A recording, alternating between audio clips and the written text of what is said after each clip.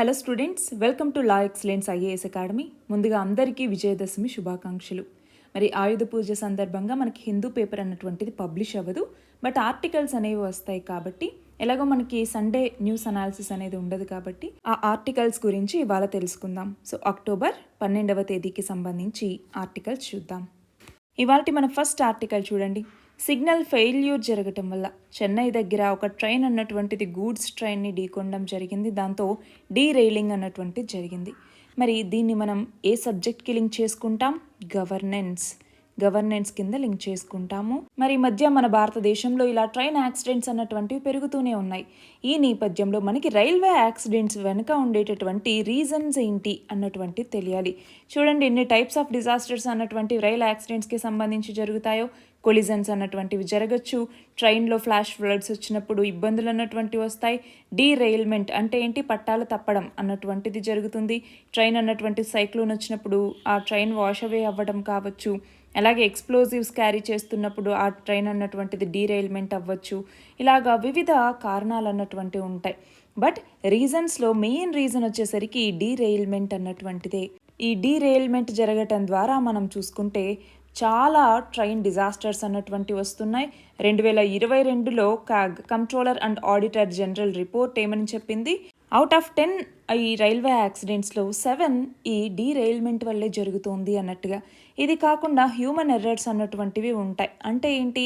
ఆ ఆపరేషన్ ఏదైతే జరుగుతుందో అది రైల్వే స్టాఫే కదా చేస్తారు. సో వాళ్ళు దాని మెయింటెనెన్స్, ఆపరేషన్, అలాగే మేనేజ్మెంట్ వీటిలోకి వచ్చేసరికి కొన్ని ఎర్రర్స్ అన్నటువంటివి చోటు చేసుకుంటాయి. నెగ్లిజెన్స్ వల్ల కావచ్చు, కరప్షన్ కావచ్చు, safety rules and procedures follow అవ్వకపోవటం కావచ్చు. వీటన్నిటి వల్ల ట్రైన్ యాక్సిడెంట్స్ అన్నటువంటివి జరగచ్చు. అది మాత్రమే కాదు, సిగ్నలింగ్ ఫెయిల్యూర్స్ వల్ల కూడా ట్రైన్ యాక్సిడెంట్స్ జరిగేటటువంటి అవకాశాలు చాలా ఉంటాయి. ఇది కాకుండా మనకి అన్మాన్డ్ లెవెల్ క్రాసింగ్స్ అనేసి ఉంటాయన్నమాట. మ్యాన్డ్ లెవెల్ క్రాసింగ్స్ అని, అన్మాన్డ్ లెవెల్ క్రాసింగ్స్ అనేసి ఉంటాయి. అలానే ఇన్ఫ్రాస్ట్రక్చర్ పరంగా ఏమైనా డిఫెక్ట్స్ అనేటటువంటివి ఉన్నా, అలాగే సేఫ్టీ మరియు సెక్యూరిటీ అన్నటువంటిది ఎన్ష్యూర్ చేసేలాగా ఇన్ఫర్మేషన్ అన్నటువంటిది ఉండాలి. సో ఆ ఇన్ఫర్మేషన్ అన్నటువంటిది టైంకి రీచ్ అవ్వలేదు అంటే దానివల్ల కూడా ఈ ఇబ్బందులు అన్నటువంటివి తలెత్తుతాయి. మరి ఈ నేపథ్యంలోనే గవర్నమెంట్ ఏం చేసింది? దీనికంటూ ఒక సేఫ్టీ ఫండ్ని ఏర్పాటు చేసింది, రాష్ట్రీయ రైల్ సంరక్ష కోష్ అని చెప్పేసి. దీని ద్వారా క్రిటికల్ అసెట్స్కి ఫండ్ అన్నటువంటిది ఇవ్వటం జరుగుతుంది. అంటే ట్రాక్ని రెన్యూ చేయటం కావచ్చు, సిగ్నలింగ్ ప్రాజెక్ట్స్కి సంబంధించి కావచ్చు, బ్రిడ్జిల్ని కట్టడం కావచ్చు, ఇలాంటివన్నీ కూడా.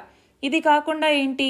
రైల్వే నెట్వర్క్ ఏదైతే ఉంటుందో ఆ నెట్వర్క్ని మరింతగా ఎక్స్పాండ్ చేయటం. అంతేకాకుండా మనకి డెడికేటెడ్ ఫ్రైట్ కారిడార్స్ని ఏర్పాటు చేయటం వల్ల ఏమవుతుంది? ఎక్కువసేపు గూడ్స్ ఇవన్నీ అక్కడ నిల్చోవాల్సినటువంటి అవసరం అన్నటువంటిది ఉండదు. దానివల్ల వచ్చేటటువంటి ప్రమాదాలు అన్నటువంటివి జరగవు. ఇక్కడ జరిగింది కూడా అదే కదా. సో ఇలాంటివి జరగవు. అట్లానే మోడర్న్ ఇన్ఫ్రాస్ట్రక్చర్ని, అంటే రైల్వేస్లో కూడా మోడర్న్ ఇన్ఫ్రాస్ట్రక్చర్ని తీసుకురావాలి. అంటే ఫర్ ఎగ్జాంపుల్ ట్రాక్స్ కావచ్చు, బ్రిడ్జెస్ కావచ్చు. అలానే మనకి ఏవైతే ఈ రైల్స్ని ఫామ్ చేస్తూ ఉంటారో ఆ రైల్స్ని కూడా అల్టిమేట్ టెన్సైల్ స్ట్రెంగ్త్ అనేది ఉంటుందన్నమాట. అలాంటి వాటిని తీసుకురావాలి. టెక్నాలజీ అప్గ్రేడేషన్ అన్నటువంటిది ఉండాలి. మరి వీటన్నింటికన్నా ముందు మనం ఈ మధ్య ఇంకొక దాని గురించి చదువుకుంటున్నాం. అదే ఏంటి? కవచ్ అన్నటువంటిది ఏంటి? ఇండిజీనస్గా డెవలప్ చేసినటువంటి ఆటోమేటిక్ ట్రైన్ ప్రొటెక్షన్ అనమాట. సో ఇందులో యాంటీ కొలిజన్ ఫీచర్ అన్నటువంటిది ఉంటుంది, కాబట్టి ట్రైన్స్ కొలిజన్ జరగకుండా ఇది ఆపుతుంది. అంతేకాదు, ఇది radio frequency identification technology, RFID technology మీద ఆధారపడి పనిచేస్తుంది. అంటే రేడియో వేవ్స్ని, ఎలక్ట్రోమాగ్నెటిక్ ఫీల్డ్స్ని యూజ్ చేసుకుంటుంది. సో దాని ద్వారా రియల్ ఇన్ఫర్మేషన్ని ఇది కనుక్కుంటుందన్నమాట. మనకి ఫిజికల్గా కనిపించినంత దూరంలో ఉన్నటువంటి ఆబ్జెక్ట్స్ని కూడా కనుక్కోవటానికి RFID రీడర్స్ అన్నటువంటివి పనిచేస్తాయి. సో రేడియో ఇన్ఫ్రాస్ట్రక్చర్ ఉంటుంది కాబట్టి రైల్వే స్టేషన్లో దీన్ని ఇన్స్టాల్ చేస్తారు. టవర్స్, మోడెమ్స్ వీటి ద్వారా ఇది పనిచేస్తూ ఉంటుందన్నమాట. సో ఇది ఏం చేస్తుంది? మనకి ఆ డ్రైవర్స్ క్యాబిన్ ఏదైతే ఉంటుందో అందులో ఈ RFID రీడర్స్, ఒక కంప్యూటర్, బ్రేక్ ఇంటర్ఫేస్ ఎక్విప్మెంట్ ఇవన్నీ ఉంటాయి. సో ఈ టైంలో ఏదైనా ట్రైన్ ఆపోజిట్లో వస్తోంది, కొలిజన్ అయ్యేటటువంటి అవకాశం ఉంది అని తెలిసినప్పుడు ఆటోమేటిక్గా బ్రేక్స్ వేసేటటువంటి సిస్టమ్ ఈ కవచ్ అన్నటువంటిది. సో కవచ్ అన్నటువంటిది ఇప్పుడు ఈ ట్రైన్ యాక్సిడెంట్ జరుగుతున్నటువంటి నేపథ్యంలో చాలా చాలా ఇంపార్టెంట్. మనకి ఎగ్జామ్లో అడగచ్చు. నెక్స్ట్ ఆర్టికల్ చూడండి. నాసిక్లో ఉన్నటువంటి తపోవన్లో 70 అడుగుల ఎత్తైనటువంటి రాముని విగ్రహాన్ని ఆవిష్కరించడం జరిగింది. అయితే ఇది మనకి ఎందుకు ఇంపార్టెంట్ ఎగ్జామ్లో అంటే ఇది ఫైబర్ రీఇన్ఫోర్స్డ్ పాలిమర్తో ఈ స్టాచ్యూని తయారు చేయటం జరిగింది. రీసెంట్గా మనం చూస్తే ఛత్రపతి శివాజీ యొక్క స్టాచ్యూ అన్నటువంటిది పడిపోయింది కదా. ఆ నేపథ్యంలో ఈ ఫైబర్ రీఇన్ఫోర్స్డ్ పాలిమర్తో తయారు చేసినటువంటి స్ట్రక్చర్ అయితే ఇలాంటి ప్రమాదాలు జరగవు అన్నట్టుగా దీంతో తయారు చేశారనమాట. సో ఏంటి అసలు ఫైబర్ రీఇన్ఫోర్స్డ్ పాలిమర్ లేదా ఫైబర్ రీఇన్ఫోర్స్డ్ ప్లాస్టిక్ అనేసి పిలుస్తాం. ఇది ఏంటి అంటే ప్లాస్టిక్ మెటీరియల్స్ని హై స్ట్రెంగ్త్ ఆఫ్ ఫైబర్స్తో ఏర్పాటు చేయటం జరుగుతుంది. సో దీంట్లోకి వచ్చేసరికి ఏంటి, ఫర్ ఎగ్జాంపుల్ ఒక లేయర్ ఇలా ఉంటే ఇంకో లేయర్ ఇలా, ఇంకో లేయర్ ఇలా, ఇంకో లేయర్ ఇలా, ఇలా ఇలా క్రాస్గా వీటిని లేయర్స్గా అమరుస్తారు. కాబట్టి వీటికి ఆ స్ట్రెంగ్త్ అన్నటువంటిది ఎక్కువ ఉంటుందన్నమాట. సో ఇక్కడ చూడండి, పాలిమర్ మ్యాట్రిక్స్తో బ్లెండ్ చేసినటువంటి స్ట్రక్చర్ కాబట్టి ఆ ఫైబర్స్ జనరల్గా బెసాల్ట్, కార్బన్, గ్లాస్ లేదా అరామైడ్, కొన్నిసార్లు ఆస్బెస్టాస్, వుడ్, పేపర్ ఇలాంటి వాటిని కూడా యూజ్ చేసి ఈ పాలిమర్ని ఫైబర్స్తో రీఇన్ఫోర్స్ చేసి తయారు చేస్తారు. కాబట్టి ఇది చాలా స్ట్రాంగ్గా ఉంటుందన్నమాట. మన నెక్స్ట్ ఆర్టికల్ చూడండి. నెట్ డైరెక్ట్ ట్యాక్స్ కలెక్షన్ అన్నటువంటిది 11.25 లక్షల కోట్లకు పెరిగింది, 18% పెరిగింది ఒక సంవత్సరం ముందుతో పోలిస్తే అన్నట్టుగా ఈ ఆర్టికల్. మరి ఇక్కడ మనకి తెలియాలి అసలు టాక్సేషన్, మనం ఎకానమీలో దీనికి సంబంధించి చదువుకుంటాము. మరి టాక్సేషన్ అంటే ఏంటి? టాక్సేషన్ అనేటటువంటిది ఒక ప్రాక్టీస్. ఇందులో భాగంగా గవర్నమెంట్ ట్యాక్సెస్ రూపంలో సిటిజన్స్ దగ్గర నుంచి మనీని కలెక్ట్ చేస్తుంది. దేనికోసం? పబ్లిక్ సర్వీసెస్కి ఫినాన్స్ చేయటం కోసం. సో దీని ప్రైమరీ ఆబ్జెక్టివ్ ఏంటి అంటే గవర్నమెంట్కి రెవెన్యూని జనరేట్ చేయటం ద్వారా పబ్లిక్ గూడ్స్ మరియు సర్వీసెస్కి ఫండ్ చేయొచ్చు. దానివల్ల ఎకనామిక్ స్టెబిలిటీ, సోషల్ ఈక్విటీ ఇవన్నీ కూడా సాధ్యమవుతాయి అన్నటువంటి నేపథ్యంలో ట్యాక్సెస్ని ఇన్వాలంటరీ ఫీజ్గా ఇండివిజువల్స్ నుంచి, బిజినెసెస్ నుంచి, కార్పొరేషన్స్ నుంచి కూడా మనము ఇటు లోకల్ లెవెల్లో, ఇటు రీజనల్ లెవెల్లో, ఇటు నేషనల్ లెవెల్లో కూడా కలెక్ట్ చేస్తారనమాట. మరి ట్యాక్సేషన్లో కూడా మనకి చాలా రకాలు ఉంటాయి. ప్రోగ్రెసివ్ ట్యాక్సేషన్ అనేసి, రిగ్రెసివ్ ట్యాక్సేషన్ అని చెప్పి, డిగ్రెసివ్ ట్యాక్సేషన్ అని చెప్పేసి ఇలా వివిధ రకాలు ఉంటాయి. బట్ మనకి ట్యాక్స్కి సంబంధించి టైప్స్ ఆఫ్ ట్యాక్స్ అన్నటువంటిది చూస్తే బ్రాడ్గా మనకి 2 టైప్స్ ఆఫ్ ట్యాక్సెస్ ఉంటాయి. ఒకటి డైరెక్ట్ ట్యాక్స్ అన్నటువంటిది, 2 ఇండైరెక్ట్ ట్యాక్స్ అన్నటువంటిది. డైరెక్ట్ ట్యాక్స్ అంటే ఏంటి అంటే ఒక పర్సన్ లేదంటే ఎంటిటీ వాళ్ళే డైరెక్ట్గా ట్యాక్స్ని గవర్నమెంట్కి పే చేస్తే దాన్ని డైరెక్ట్ ట్యాక్స్ అనేసి పిలుస్తాము. సో దీని యొక్క ఇంపాక్ట్ అన్నటువంటిది ఆ పర్సన్ మీదే ఉంటుంది. ఆ బర్డన్ అన్నటువంటిది ఆ ట్యాక్స్ కట్టే పర్సన్ లేదా ఎంటిటీ మీద మాత్రమే ఉంటుంది. మరి మన భారతదేశంలో డైరెక్ట్ ట్యాక్స్ కలెక్షన్కి ఎవరు అడ్మినిస్ట్రేట్ చేస్తారు? Central board of direct taxes, CBDT అన్నటువంటిది డిపార్ట్మెంట్ ఆఫ్ రెవెన్యూ కింద ఉంటుందన్నమాట. సో మనకి income tax, corporate tax, minimum alternate tax MAT అన్నటువంటిది, అలాగే సెక్యూరిటీస్ ట్రాన్సాక్షన్ ట్యాక్స్ అన్నటువంటిది, ఇవన్నీ కూడా మనకి డైరెక్ట్ ట్యాక్సెస్ కిందికి వస్తాయి. మరి ఇండైరెక్ట్ ట్యాక్స్ అంటే ఏంటి? ఇది డైరెక్ట్ ఇంపాక్ట్ అన్నటువంటిది ఆ డిఫరెంట్ పర్సన్స్ లేదా డిఫరెంట్ ఎంటిటీస్ మీద పడుతుందన్నమాట. అంటే జనరల్గా ఈ ఇండైరెక్ట్ ట్యాక్స్ అన్నటువంటిది గూడ్స్ మరియు సర్వీసెస్ మీద దీన్ని వేస్తారు. మరి మన భారతదేశంలో ఇండైరెక్ట్ ట్యాక్సెస్ని అడ్మినిస్టర్ చేసేది ఎవరు? Central board of indirect taxes and customs, CBIC అన్నటువంటిది. ఇది కూడా డిపార్ట్మెంట్ ఆఫ్ రెవెన్యూ కింద ఉంటుంది. మరి ఇండైరెక్ట్ ట్యాక్సెస్కి ఎగ్జాంపుల్స్ ఏంటి? సేల్స్ ట్యాక్స్, కస్టమ్స్ డ్యూటీ, అలాగే ఎక్సైజ్ డ్యూటీ అన్నటువంటిది, జిఎస్టీ అన్నటువంటిది చాలా ఇంపార్టెంట్. బికాస్ ఎందుకని? జిఎస్టీ అన్నటువంటిది ఏంటి? Destination based tax, one nation one tax అనేటటువంటి ఈ నేపథ్యంలో ఈ జిఎస్టీని తీసుకురావటం జరిగింది. సో ఈ రెండింటి మధ్య డిఫరెన్సెస్ ఏంటి అన్నటువంటి చూడాలి. అందులో భాగంగా లయబిలిటీ ఎవరి మీద ఉంటుంది అన్నటువంటిది గమనించాలి. సో డైరెక్ట్ ట్యాక్స్ అయితే ఆ బర్డన్ అన్నటువంటిది ఇండివిజువల్ మీద ఉంటుంది. ఇండైరెక్ట్ ట్యాక్స్ అయితే డిఫరెంట్ ఇండివిజువల్స్, డిఫరెంట్ ఎంటిటీస్ మీద ఉంటుంది. సో షిఫ్ట్ ఆఫ్ బర్డన్ని ఇక్కడ డైరెక్ట్ ట్యాక్స్ అయితే కనుక మనం షిఫ్ట్ చేయలేము, ఇండైరెక్ట్ ట్యాక్స్ అయితే షిఫ్ట్ చేయొచ్చు. ఫర్ ఎగ్జాంపుల్, నేను ఒక షాంపూ కొనాలి అనుకున్నాను, ఆ షాంపూ కాకుండా ఇంకొక షాంపూ కొన్నాను అనుకోండి, దీనికి నేను జిఎస్టీ పే చేస్తా, కానీ దానికి జిఎస్టీ ఇంకెవరో పే చేస్తారు. సో అలాగా మనం బర్డన్ని షిఫ్ట్ చేయొచ్చు. అలాగే పేమెంట్ కూడా, ఇదేమో డైరెక్ట్గా పే చేస్తాం, అదేమో ఇండైరెక్ట్గా పే చేస్తాము. మరి నేచర్ ఎలా ఉంటుంది? డైరెక్ట్ ట్యాక్స్ వచ్చేసరికి ప్రోగ్రెసివ్గా ఉండొచ్చు, ఇండైరెక్ట్ ట్యాక్స్ వచ్చేసరికి రిగ్రెసివ్గా ఉంటుందన్నమాట. ఎందుకని? ట్యాక్స్ రేట్ అన్నటువంటిది అందరికీ ఉంటుంది, ఇన్కమ్ లెవెల్తో సంబంధం లేకుండా. అందుకే దీన్ని రిగ్రెసివ్ ట్యాక్స్ అని కూడా పిలుస్తూ ఉంటాము. అదే ఇక్కడ ఏంటి, ఇన్కమ్ లెవెల్ పెరుగుతూ ఉంటే వాళ్ళు కట్టే ట్యాక్స్ కూడా పెరుగుతుంది కాబట్టి దీన్ని ప్రోగ్రెసివ్ ట్యాక్స్ అనేసి పిలుస్తాము. సో ఇది మనకి తెలియాలి. మన నెక్స్ట్ ఆర్టికల్ చూడండి, హరికేన్ మిల్టన్కి సంబంధించి. సో దీన్ని మనం జాగ్రఫీకి లింక్ చేసుకుంటాము. మరి హరికేన్ మిల్టన్ అంటున్నాం. మనకి సైక్లోన్స్ ఏవైతే ఉన్నాయో వాటికి డిఫరెంట్ రీజియన్స్లో డిఫరెంట్ నేమ్స్ ఉంటాయి. ఫర్ ఎగ్జాంపుల్ ఇండియన్ ఓషన్ రీజియన్లో అయితే సైక్లోన్స్ అనేసి పిలుస్తాం. అదే సౌత్ చైనా సీ ఈ సైడ్ వచ్చేసరికి టైఫూన్స్ అని పిలుస్తాం. అదే అట్లాంటిక్ ఓషన్ ఇక్కడైతే కనుక హరికేన్స్ అనేసి పిలుస్తాం. ఆస్ట్రేలియాలో అయితే విల్లీ అనేసి పిలుస్తాం. ఇలా డిఫరెంట్ నేమ్స్తో పిలుస్తారు. అయితే హరికేన్ మిల్టన్ అన్నటువంటిది ఇది కూడా ట్రాపికల్ సైక్లోన్ అనమాట. ఇవన్నీ ట్రాపికల్ సైక్లోన్సే, కాకపోతే నేమ్ డిఫరెంట్ రీజియన్స్లో డిఫరెంట్ నేమ్స్తో పిలుస్తారనమాట. అయితే ఇప్పుడు హరికేన్ మిల్టన్ అన్నటువంటిది గల్ఫ్ ఆఫ్ మెక్సికో దగ్గర వచ్చినటువంటి పవర్ఫుల్ ట్రాపికల్ సైక్లోన్ ఇది. అంతేకాదు one of the strongest Atlantic స్ట్రామ్స్గా కూడా దీన్ని మనం చెప్పచ్చు. అయితే మరి సైక్లోన్స్, అందులోనూ ట్రాపికల్ సైక్లోన్ ఫామ్ అవ్వాలి అంటే దానికంటూ కొన్ని కండిషన్స్ని ఫుల్ఫిల్ చేయాల్సి ఉంటుంది. అలాగా హరికేన్స్ రావాలి అన్న ఎలాంటి కండిషన్స్ ఉండాలి?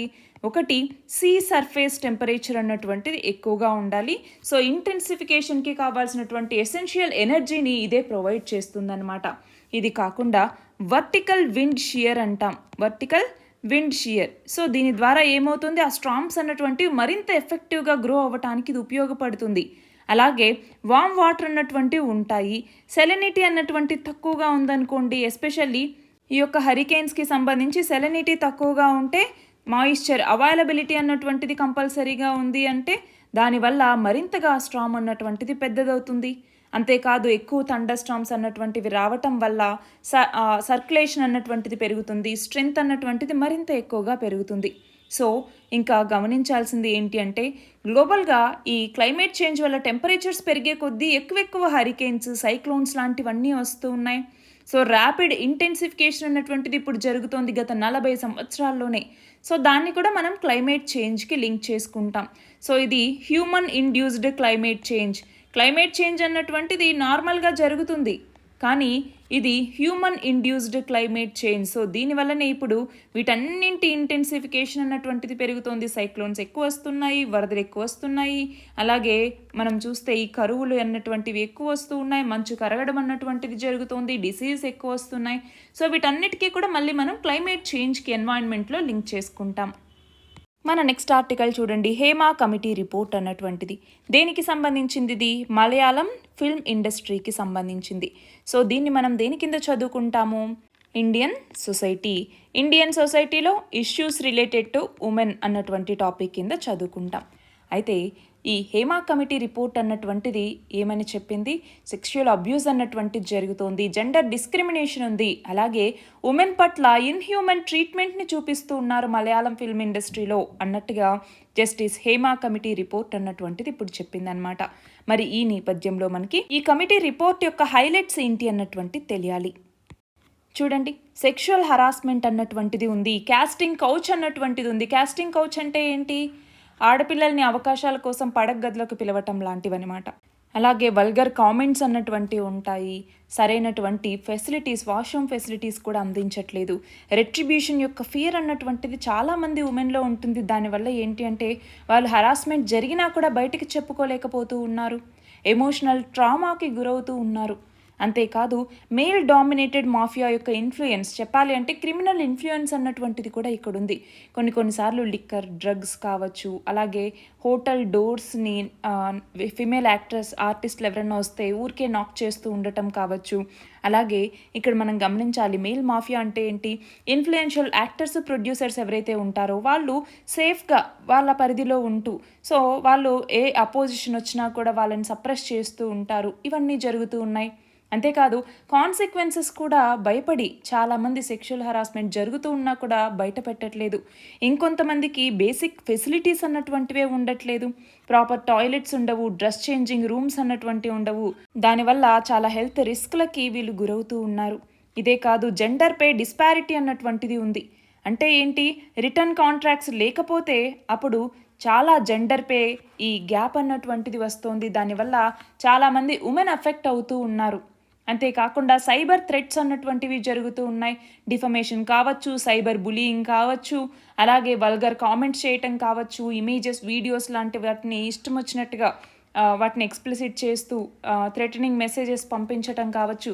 ఇలాంటి చాలా ఇబ్బందులు అన్నటువంటి వీళ్ళకు ఉంటూనే ఉన్నాయి అన్నట్టుగా ఈ యొక్క రిపోర్ట్ చెప్పింది. మరి ఈ నేపథ్యంలో కొన్ని రికమెండేషన్స్ కూడా ఇచ్చింది ఈ రిపోర్ట్. ఏమని, ఇంటర్నల్ కంప్లైంట్స్ కమిటీ అన్నటువంటిది కంపల్సరీ ఉండాలి.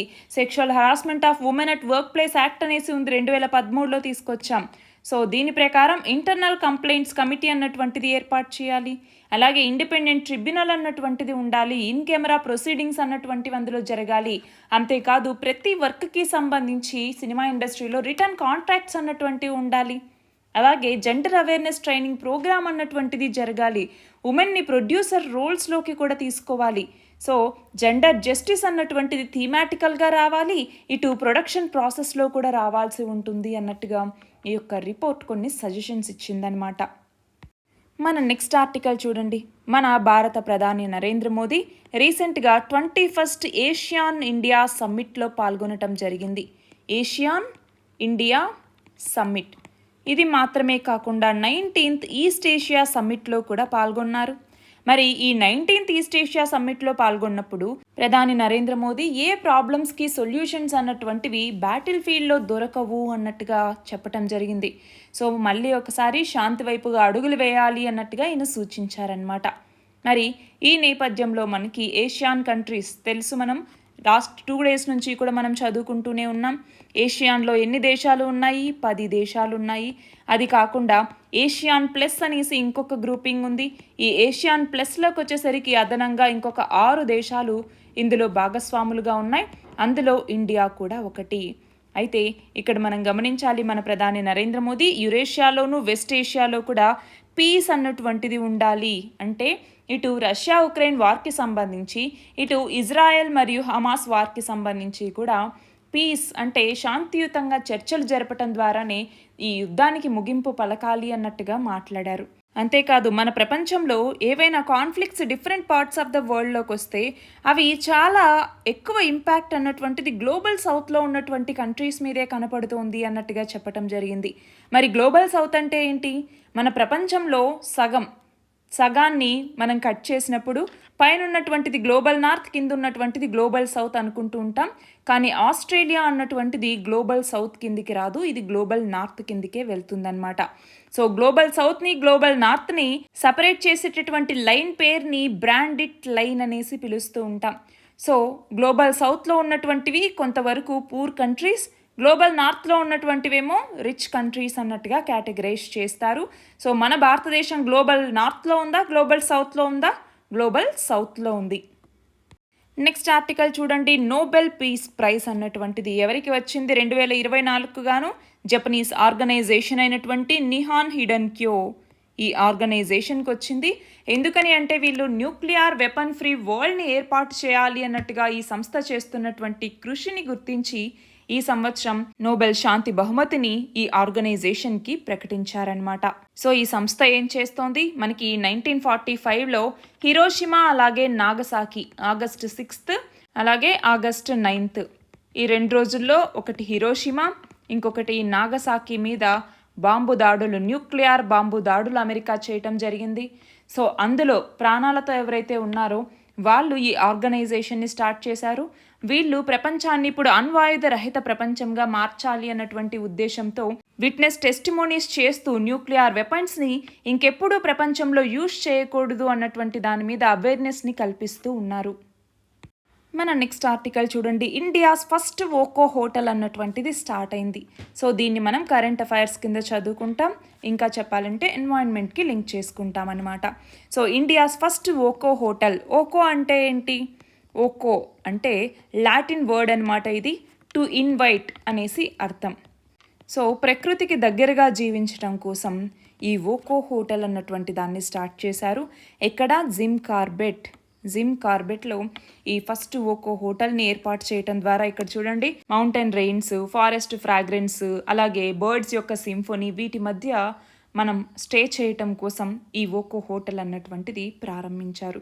సో టూరిజంని మరింతగా అభివృద్ధి చేయటం కోసం, అందులోనూ ఎకో టూరిజంని అభివృద్ధి చేయటం కోసం లక్ష్యంగా దీన్ని స్టార్ట్ చేశారనమాట. So Jim Corbett national park అన్నటువంటిది ఎక్కడ ఉంది? ఉత్తరాఖండ్లో ఉంది.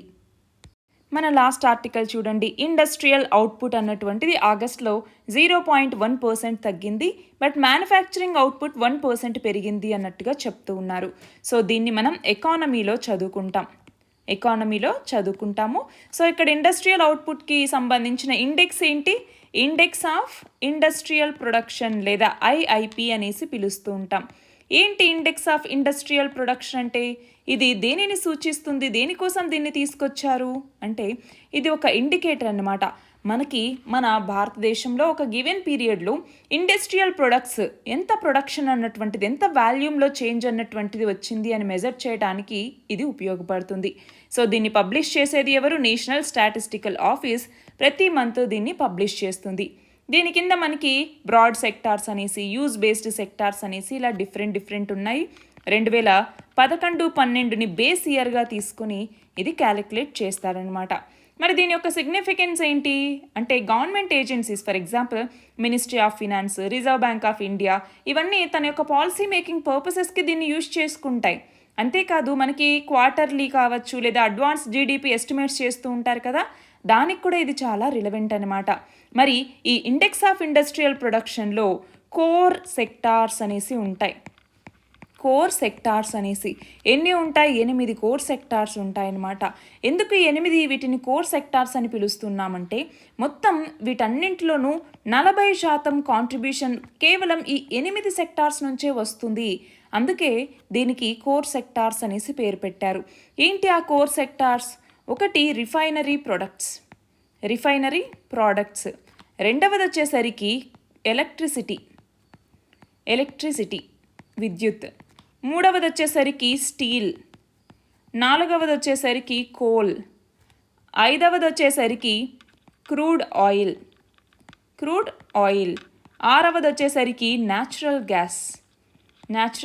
గ్యాస్, ఏడవది వచ్చేసరికి సిమెంట్, ఎనిమిదవది వచ్చేసరికి మీరు ఆన్సర్ చేయండి. ఇది కాకుండా చూడండి మ్యానుఫ్యాక్చరింగ్ అవుట్పుట్ అన్నటువంటిది 1% పెరిగింది అంటున్నారు. అండ్ ఇందాక నేను ఇండస్ట్రీలో 2 సెక్టార్స్గా దీన్ని కేటగరైజ్ చేస్తామన్నాము. అవి ఏంటి? ఒకటి బ్రాడ్ సెక్టార్స్ అనేసి, రెండవది వచ్చేసరికి యూజ్ బేస్డ్ సెక్టార్స్ అనేసి. యూజ్ బేస్డ్ సెక్టార్స్ అంటే ఏంటి? ఫర్ ఎగ్జాంపుల్ బేసిక్ గూడ్స్ ఏవైతే ఉంటాయో ఆ బేసిక్ గూడ్స్, అలాగే ఇంటర్మీడియట్ గూడ్స్, క్యాపిటల్ గూడ్స్, ఇలాంటివన్నీ కూడా ఈ యూజ్ బేస్డ్ సెక్టార్ కిందికి వస్తాయి. అది కాకుండా బ్రాడ్ గూడ్స్లోకి వచ్చేసరికి ఏంటి? మైనింగ్, అలాగే మ్యానుఫ్యాక్చరింగ్, అలాగే ఎలక్ట్రిసిటీ, ఇలాంటివన్నీ బ్రాడ్ బేస్డ్ సెక్టార్స్ కిందికి వస్తాయన్నమాట. సో అలాగే ఇక్కడ మనం చూస్తే మైనింగ్ సెక్టార్ యొక్క గ్రోత్ అన్నటువంటిది కూడా డిక్లైన్ అయింది బికాస్ హెవీ రెయిన్ఫాల్ వల్ల అన్నట్టుగా చెప్తూ ఉన్నారు. చూడండి, ఒక రెయిన్ఫాల్ వల్ల ఎకానమీలో ఎలాంటి ఇంపాక్ట్ ఉంటుంది అన్నప్పుడు మైనింగ్ సెక్టార్ కూడా దాని మీద ఇంపాక్ట్ అన్నటువంటిది పడుతుంది అనేసి మనం ఎగ్జామ్లో రాయొచ్చా? సో ఇది కూడా మనకి +1 వాల్యూ అడిషన్ లాగా యూజ్ అవుతుంది అనమాట. సో ఇవి ఇవాల్టి important articles. All the very best and thank you very much.